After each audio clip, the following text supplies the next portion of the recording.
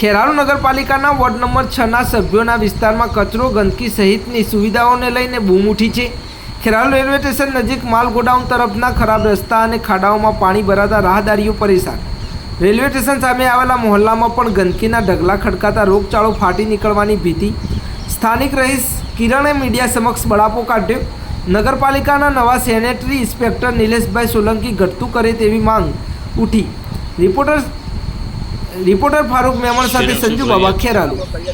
જો નગરપાલિકા ટેન્કર આવતું આ કચરો કેટલો બધો રોગચાળો ફેલાય છે નકરો આગળ તો આગળ પાણી બધું ભરાયેલું છે તો કોઈ આપણે સંભાળવાવાળું સાથ નહીં હોય। આ વોર્ડના નગરસેવક આવે છે, નગરસેવક આવે છે પણ અહીંયા કોઈ ટેન્કર નહીં એમકી જતા ને કોઈ વસ્તુ નહીં। ચાલુ પટ્ટામાં પાણી બોલાવે